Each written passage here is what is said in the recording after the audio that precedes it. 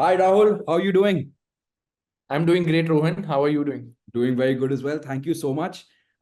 Just for the general people who are listening, welcome to EMBytes, a new concept that we are starting at Expand My Business to talk a little bit, to showcase a little bit about our clients, to talk a little bit about the collaborators that we work with.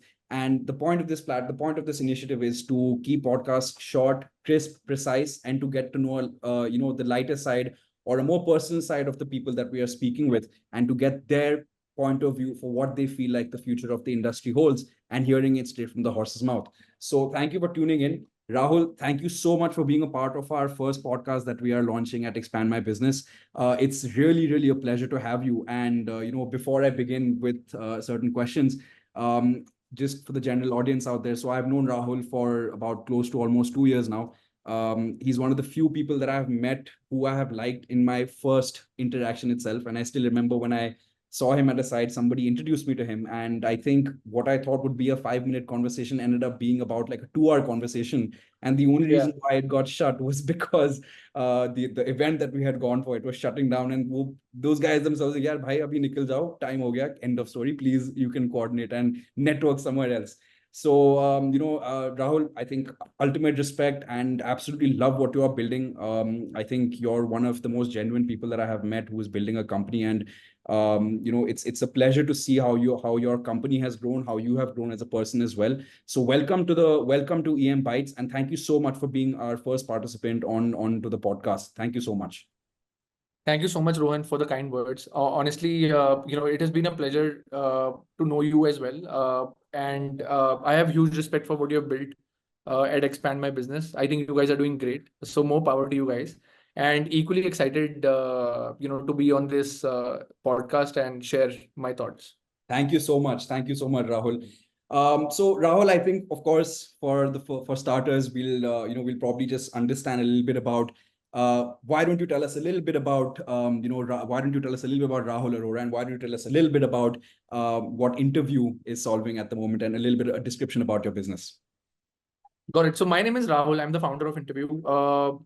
So how do I put it? So I'm an entrepreneur now. Been 3 years as a full-time founder. Prior to Intervue, I have been an engineer for about 9 years. Last organization, I was leading a huge engineering team. Took a lot of interviews myself. Had a very big team, and understood the intricacies of technical hiring and team building, and that's how Intervue was actually born. I always wanted to be an entrepreneur. I think back in my days, when I did my first startup, which failed. This was in the fourth year of my college.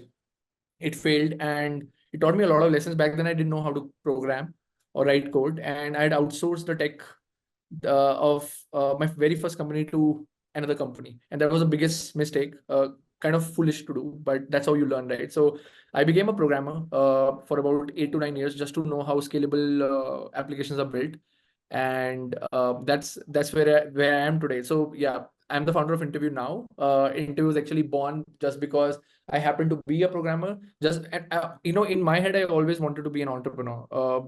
Whenever I went, even in the last companies, wherever I've worked, I've always worked from a perspective that can I learn enough so that I can open my own company tomorrow? And so Intervue happened. So yeah, that's a bit about me. I don't know if I should say anything more on that. But yeah, coming to Intervue. Yeah. I can talk a lot about Intervue. So Intervue is an on-demand interviews platform. We are changing the way how the world interviews forever. Honestly, the vision is to bring about a paradigm shift in how interviews are actually taken. Uh, Very simple concept. If any company that is hiring for technical roles, we go to that company, we tell them that whatever candidates have applied to your technical role, give those candidates to us. We will technically interview those candidates, and people who will come and take these interview rounds are going to be engineers from other companies. And these are, full-time engineers working in other companies, but they work with us as freelance interviewers.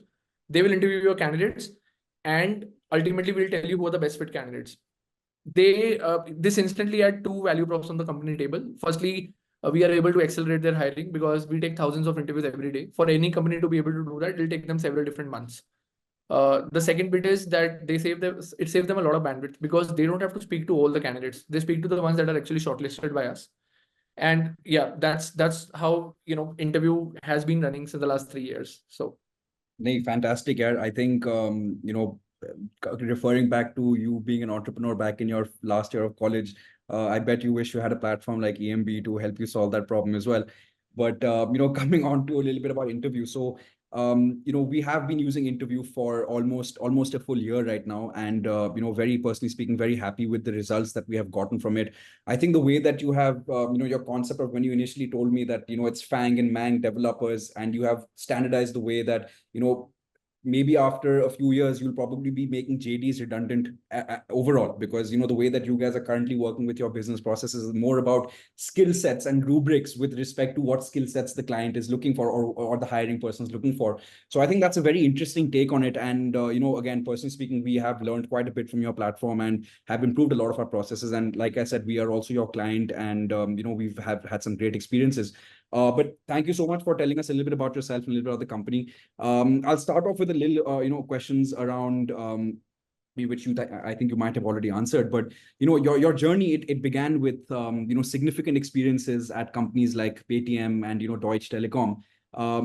How did these exposures shape your career path? I mean, I understand that during it, and I've spoken to you personally, and I've heard it across other interviews as well.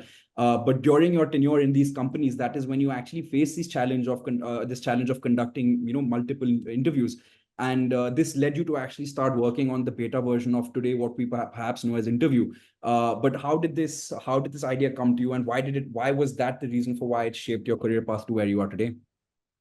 Got it. So when I was at Paytm or Deutsche, we were building a tech team, and I remember interviewing a lot of people. In fact, we had an assessment product in place, and we would give them a test, the candidates a test before they would come for real interview rounds for our companies. Surprisingly, after pass, a lot of candidates would pass the test, but the selection ratio post them passing the test was 1 in 30, and it was very poor. And then we were like, are these assessment products that we are using even helpful? And then we even saw a huge drop off, especially for lateral hiring, especially if you're going for candidates who are 3+ years of experience to 10 years of experience. They don't like to take assessments. They don't want to take a 2 to 3 hour test just to get a job somewhere. They want to fast track their application, talk to a human, have a whatever interview process they want to go through and get hired. We were facing a lot of drop-offs, number one. The second problem that we were facing was, even after clearing those assessments, candidates were not able to clear the interview rounds, which means the assessment results, although were helping us filtering the candidates, but were not very accurate for us to select the candidates. My team, in fact, was taking a lot of interviews over the weekends as well, because we were hiring big time. And that's where we never thought to build a platform where we want to have interviewers connect with the companies. We rather built a platform to take interviews faster, and that is a software that we built, which has a built-in coding environment where you can collaborate, and it has a video call, and you can collaborate with the candidate. The aim was to reduce the interview time by at least 30%, because so many of these interviews were happening. While we launched that product in our very first year, we had about 40 to 50 customers. Those customers started asking us for interviewers, and that was the aha moment where we got some interviewers, and the very first customer that we got it for, and the results were amazing. And then we hit instant PMF, and we could scale the company really, really fast. And that worked out pretty well, because now the two problems that I was citing: one, people don't want to take assessments. They would drop off, especially the lateral hires. They get to talk to an interviewer instantly. And now you can do this at scale. Imagine literally putting a CSP of 1,000 candidates, and they're getting scheduled left, right, and center, and the same day they can be interviewed, right? So that's the scale. That's one. The second bit is the accuracy of results. Interviews are exponentially more accurate than an assessment, and that is where we could give them exponentially better results at a much larger scale, and they would be able to accelerate their hiring. And back in my Deutsche Telekom days, I wish I had a solution like this, because it would have saved a lot of my bandwidth, my team's bandwidth, and bandwidth of the entire talent acquisition team. So yeah. And of course, I did mention the other part, that interviewers also get to make money. So what's they your get paid for many stakeholders in the platform? Yeah, because I was taking so many interviews. I think I would have taken more than 2,000 plus tech interviews, and I would have made a lot of money had I been paid for all of those interviews. And today interviewers are making money out of this, so it's pretty cool. That's a really beautiful thing to hear, yeah, because now, although you're not making money off making interviews, but I think, there's a big way for interview to go along in the future. And I think that's where the bigger game lies, yeah. So hats off to you for that. And, I remember when you had first told me that, you had the number of interviews, what were the numbers, the ratios that you had told me, like, I think I had asked you for a particular text, like you were saying, yeah, Rohan, there can be like 10,000 job descriptions, but it can all be bifurcated into like 12 JDs, into 12 like rubrics and criteria. And I also remember, I think you told me some insane stat that 80% of the people who are getting interviewed, who are passing on your platform of interview, they are getting selected into the company. So I think that's an incredible statistic. I don't know if it's still 80%, but I'm sure it would probably be somewhere still nearby, right? Yeah, I mean, now we have, a lot of new features that we have built on top of that, where we have expanded the funnel further, where we also tell our customers about borderline candidates.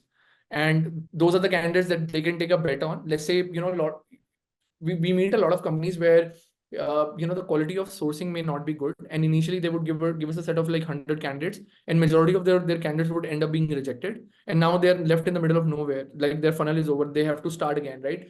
To mitigate that, we have given them borderline candidates that, hey, these are the borderline candidates. You can check their rating individually, talk to your tech team or whosoever is hiring from your client, and you can take these borderline candidates forward as well.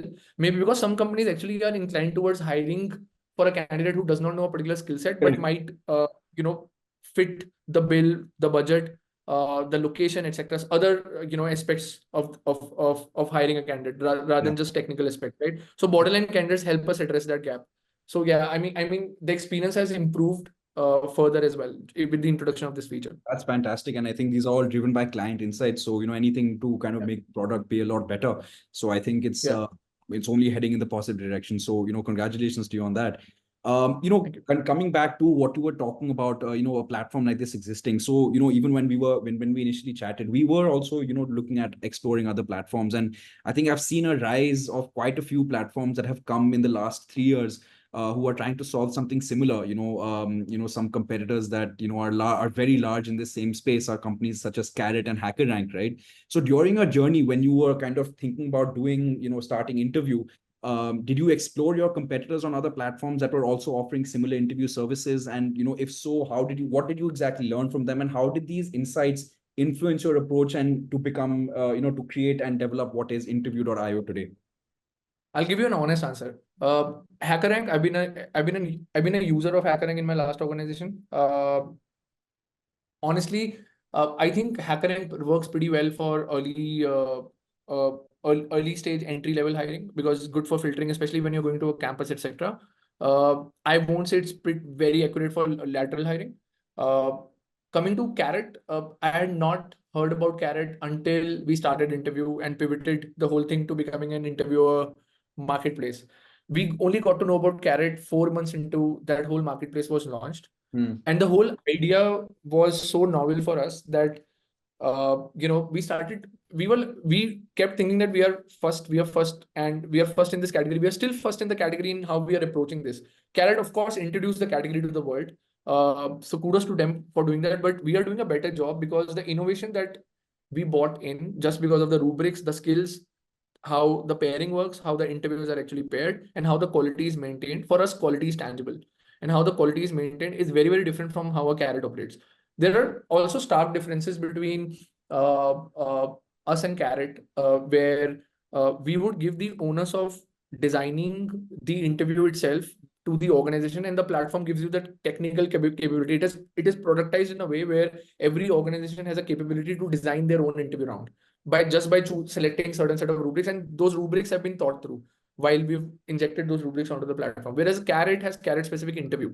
So if Carrot approaches any customer, they'll be like, this candidate is going to go through a Carrot interview, which may or may not be in line with the customer's interview process or interview round design type, right? So that is a fundamental difference between us and Carrot. And I'm glad that we did not explore Carrot in the early days, and we could, carve out our own path just because of our own technical knowledge and technical experience, and by talking to customers. And later on, when we got to know about that, there was a lot of difference, and we were happy about it, that we are solving the kind of the same problem, but in a very different way.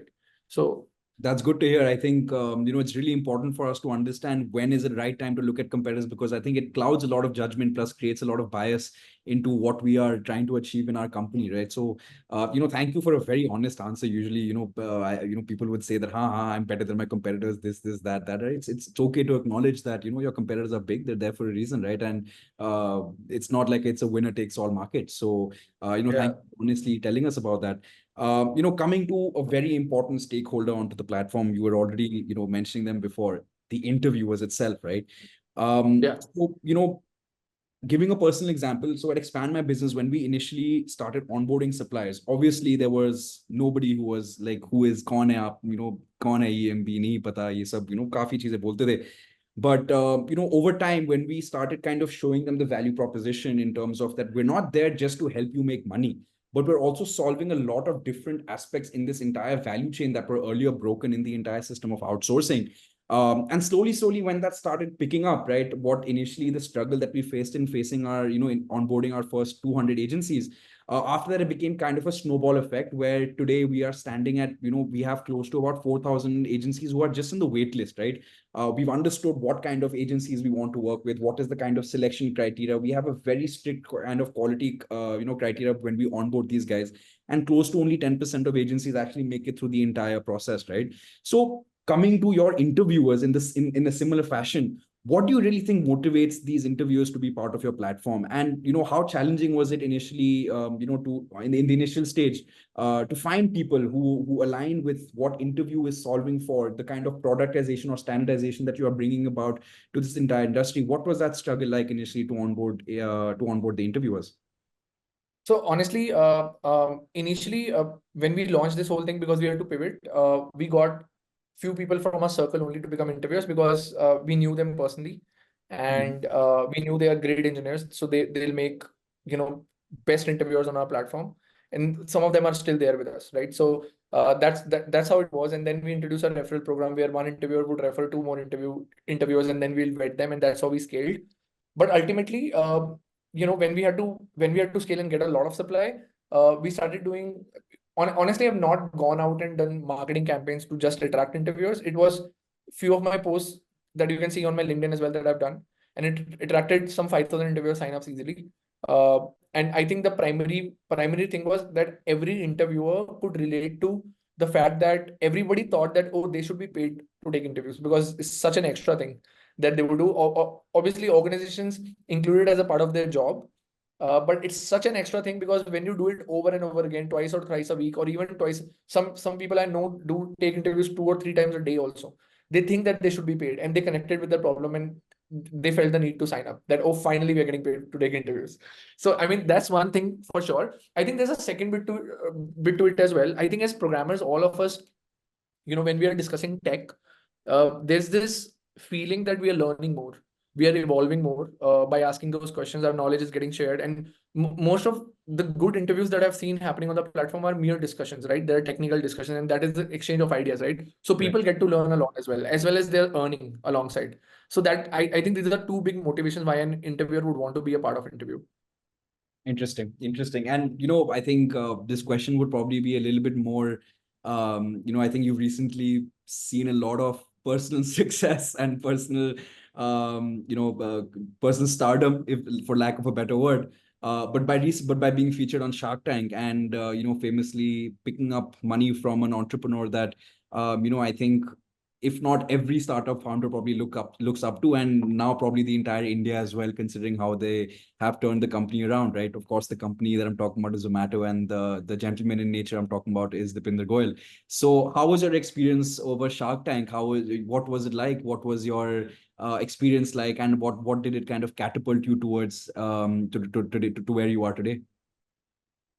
Honestly, I think Shark Tank was a great learning experience, especially I mean, Rohan, we've all been there. We've pitched in front of investors to raise money and all of that, but pitching in front of cameras and, getting getting featured on national TV and getting the whole nation to see it is altogether a different feeling. So that was, quite high energy, honestly. I remember, and I'll repeat this as well, where I was entering the set and actually entering the tank, and the whole thing was getting. I didn't know how it is going to go. So one of the their team members walked up to me and said that, Rahul, there are no cuts inside. So whatever you say, if you fumble or you mess up in front of the entire nation. Okay, but if you shine in front of the entire nation. So it's up to you what you do. There are no cuts, no. It's not like a shooting that's going to happen. Okay, so it's literally a closed room conversation, but we are going to show it to the entire nation. So I got really pumped hearing that. I was like, let's put our best foot forward, because if there's no cut, nothing, then let it be a conversation which is, everybody can see and, take something away from. So, I mean, that was the idea, and I'm glad it turned out to be good. Although, pitching in front of 5 or 6 entrepreneurs who have done like really, really great in their life is also challenging, because they would throw questions at you which you might not expect. So you have to think on your toes and everything. So yeah, I think a great learning experience on and on. Post Shark Tank effects were pretty great as well. I would say, I don't know stardom is the right word or not. I don't think it's stardom, but I definitely think that it got us some brand recognition. I also think that it got us a lot of credibility, which is actually needed, especially in the space that we are in. Correct. Yeah, I mean, and also, talent acquisition, etc. It also helped in a lot of other ways as well. So That's actually a good one as well. I think most people talk about the side of where it kind of helps and improves their sales figures or their revenue figures. But I've heard only few people, and that too when you actually go deeper into those interviews, when you see companies who have raised money via Shark Tank, only in the later on stages or the interviews do you hear someone kind of talk about ki haan, yaar, brand credibility helped me in hiring folks, kind of getting that trust in the market. Usually, 90, I think 100% of the जनता जो आती है वो पहली episode पे देख के बोलते कि हाँ ये तो बढ़िया चीज है. But I think 10%, 20% people actually go on and see कि, hey, listen, these guys are here 6 months later and this is how it kind of helped them. So that's a really interesting take, and thank you for putting it out. I think a few last questions that I have in terms of how this industry is shaping and where you feel like it. Of course, I think the talk of the town for the last 1 year has been around AI and different use cases for AI as well. And of course, during our personal conversations, you've mentioned a lot of interesting use cases, and I've given you my inputs and my feedback and how I think it'll personally help us as a company in our staff augmentation vertical too. But I think just to hear from the horse's mouth, considering that you're sitting at the pinnacle of technology right now, having conducted over thousands and thousands of interviews across different technology stacks and across different emerging technologies as well. Where do you see your current industry? How has technology been able to, let's say, bolster your industry? And how do you feel, or how do you see, the next generation of emerging technologies coming and further allowing you to disrupt this industry more? Where do you see it in the future for Intervue.io? I think there are pros and cons of AI. Depends on which lens you wear and what you're seeing. Firstly, I'll tell you the pros. Pros is I really think that assessments as a product, and this is my personal opinion, but a very strong one, assessment as a product will be disrupted. I really think there'll be newer line. When I say assessment, anything in written assessments, but those questions where we give an offline test to candidates as of today will be disrupted, because there are easier ways to now take those tests. You can easily cheat, etc., or integrate a chat GPT sort of a thing within. So I think they'll be disrupted. I think there'll be a newer kind of products which will be way more interactive, user friendly, and I would say way more humanized than an assessment is. So that's one take. That's one take that I have for sure from a product standpoint. I also think that things that are repetitive in evaluating somebody will also very soon get automated. That's doable, at least for entry level folks. Doing it for lateral folks will require a lot of intelligence, a lot of data. So I think for entry level folks, for sure, things that are repetitive will get automated. I also think there are a lot of cons to it, and this is where products like Intervue actually help a lot. Like today, I can go to Chat GPT and create a fake resume, and it'll take me like 5 minutes. Yeah. And my resume would even be a fit for a company like Google or Facebook, or I can literally tell ChatGPT that I'm applying at Google, and this is the JD. Can you build a perfect resume? And the recruiter on the other side, whosoever is hiring for that company, might do a keyword search. My resume will pop on the top, right? So And so that's a con to it. The other con to it Yeah. is increase of fake candidates. That'll happen a lot. I think people are going to use this technology to fake a Rahul turning up for an interview round, but that's not actually Rahul. And so I think the cons are going to be a lot more. In fact, I've seen a lot of products now which are open source, which do a lot of these things. So Yeah. I think the problem of evaluating somebody is both going to be solved, but also going to increase. Mm. Right? So all in all, I think yes, existing products, some products will have to pivot to a better humanized version of the same product, and some Mm. products will have to evolve slightly to cater to the new problems that will get created with this technology. That's my take on it, honestly. That's a really interesting take. I think what element of humanizing AI you're talking about. I think that's a very interesting take. And I remember last time I met you, you introduced me to your co-founder as well, and you had told me specifically that he is working just on what can AI do for interview. And I remember you told me that he has no other projects that he's working on. He's not working on any platform, although he's the technical guy in the company. But he's purely doing research and heavy development research on just how can AI kind of catapult you into the future, or what are the kind of new emerging technologies that could kind of help you. So interesting take on it, Rahul, being very frank with you. And I think it's quite interesting to see how Intervue is gearing up for it going into the future as well. So best of luck with that. Personally speaking, we are trying to use a few AI components in the business as well. And I think I would probably follow suit by what you're saying. My answer also lies in the similar fashion, that maybe some things that are extremely repetitive in nature and ground level in nature, these are things that could potentially be solved quite fairly easily through using LLMs and through using different AI technologies. But when you talk about something that's a little bit higher level, it kind of, you have to figure out how can your product evolve with it, so you can kind of make do with, for example, if a fake Rahul Arora is coming for an interview, and how can you kind of make sure that the mouth is not working? I don't know. There could be many examples. So interesting take on that. Thank you for telling us that. I think just the last part of the interview, I just wanted to ask you, Rahul, who are you as a person? I know that you're from Chandigarh. Even Nishant is from Chandigarh. So I have a small affinity towards that city. I love the city as well. I think it's probably the most organized city in India. Very happy and clean, and it's a wonderful city. But apart from that, who is Rahul? You live in Bangalore. You're from Chandigarh. But what else? What else is there to Rahul Arora? And what do you do in your free time? I don't have free time, honestly.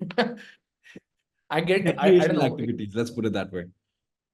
Yeah, I get whenever I get time, I would go on a long drive. I like to drive fast. And I think that I would always bring that inspiration of driving fast back to work.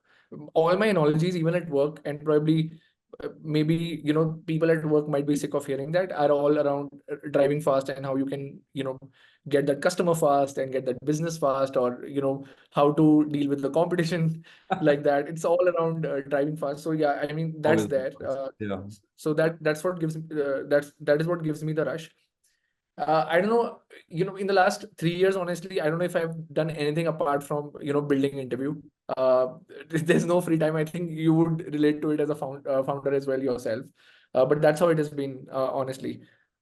No, I think, I think, yeah, I agree with that. I think the first 3-4 years of starting EMB, I would totally concur with you. I think I probably lost a lot of friends, because, they're like, "Bhai, तेरे को क्यों ही बुलाएं? तू हर बार तो ना ही बोलेगा," right? So, but that being said, I've tried to personally make time this year, in the last one odd year, where I'm trying to go out. Maybe I'm a very big sports fan, so try to go and play a little bit of football, try to go and play a bit of sports. Have some games in the company that we go out as a team outing, play some sports, go for some kind of recreational activities on the side. So I've tried to personally discipline myself in terms of the time, because I was just getting burnt out very fast earlier. I think that has personally helped me, and that's probably when I think maybe you're just maybe about 6 months to a year away from that as well. When you have certain things that are falling in line. You have a team that's taking care of stuff as well. So maybe it's a question that again I'll ask you in about a year's time. But Rahul, I think thank you so much. As a last note, since I believe a lot of people who are, let's say, freshers, people who are applying for new jobs, I think they're going to be watching this video. You have conducted over, I think, 40, 50,000 different interviews on the platform, right? Are there any insights or any recommendations that you would like to give to freshers or folks, looking out for jobs to keep in mind while applying for their next job, or for them to perhaps upskill themselves? Are there any comments or any last notes that you would like to say for them? I think I think next set of jobs, and whosoever company is going to hire, they are going to look at both depth and breadth. So people need to be horizontally aware about different things. And I think, technology has evolved so much that it's easier to learn different technologies and different skills at the same time, which earlier was not there. So that's one recommendation. Second is, of course, be hands-on.